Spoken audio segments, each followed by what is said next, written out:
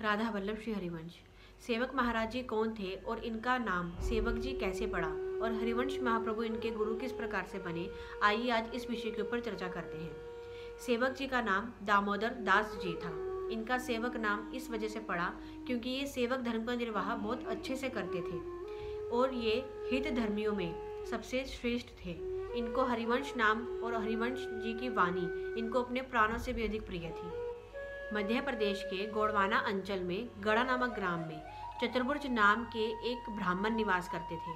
वो सेवक जी महाराज के बहुत अच्छे मित्र थे। दोनों वही बड़े पंडित थे और हरि भक्तों से बहुत अधिक प्रेम करते थे।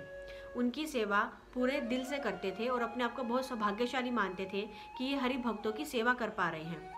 इनका कोई गुरु नहीं था तो ये बहुत समय से विचार कर रहे थे कि हमारा भी कोई गुरु होना चाहिए, पर ये निश्चय नहीं कर पा रहे थे कि गुरु बनाए तो बनाए किसको। एक दिन वृंदावन से रसिक उपासकों की एक टोली गढ़ा पहुंची और इन दोनों से मिली। इन दोनों ने उनसे प्रार्थना की कि ये उन्हीं के घर पर ठहरे और वहां पर सत्संग करें।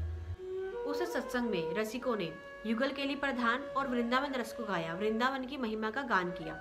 जब इन दोनों ने वृंदावन रस को सुना, वृंदावन की महिमा को सुना, तब इनके मन में वृंदावन के प्रति एक प्रेम उत्पन्न हुआ, जिसको देखकर रसिकों ने पूछा कि आप दोनों किसके शिष्य हैं। तब उन्होंने बताया कि अभी हमने गुरु धारण नहीं किए हैं, अभी हमारे कोई गुरु नहीं बने हैं, पर हम गुरु बनाना चाहते हैं, पर हमें समझ नहीं आ रहा है कि हम गुरु किसको बनाएं।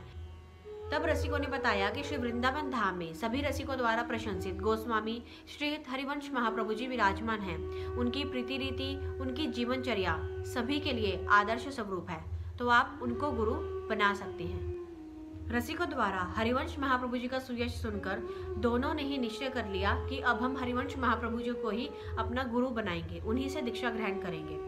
पर अन्य कार्य में व्यस्त रहने के कारण वो समय से वहां पर नहीं जा सके और एक दिन अचानक से ही उनके पास एक दुखद समाचार आता है कि हरिवंश महाप्रभु जी जो है वो अंतर्ध्यान हो गए हैं। लेकिन साथ ही ये समाचार भी आ जाता है कि उनके आचार्य गद्दी पर उनके ज्येष्ठ पुत्र श्री वनचंद्र जी विराजमान हो गए हैं, तो आप उनसे दीक्षा ग्रहण कर सकते हैं। गोस्वामी श्री वनचंद्र जी महाराज धर्म के मर्म को भली प्रकार से वितरित करके सभी को वही आनंद प्रदान कर रही हैं जो श्री हिताचार्य जी महाराज प्रदान कर रहे हैं।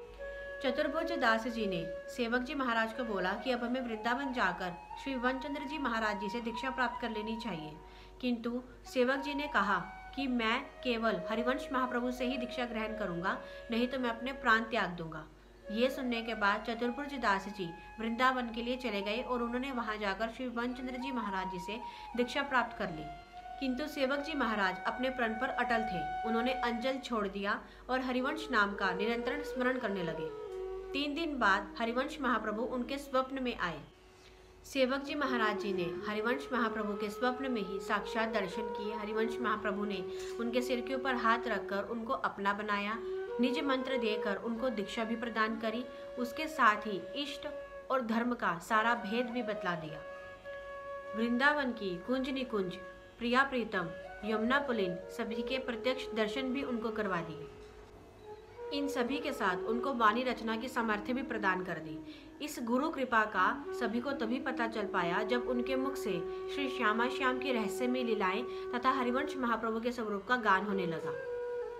तो आज हमने इसमें जाना कि सेवक जी कौन थे और उन्होंने हरिवंश महाप्रभु जी से दीक्षा किस प्रकार से प्राप्त की है। आगे हम जानेंगे कि सेवक वाणी उन्होंने किस प्रकार से लिखी और वनचंद्र जी ने पूरा भंडार उनके ऊपर लौटाने के लिए क्यों बोला। राधा वल्लभ श्री हरिवंश।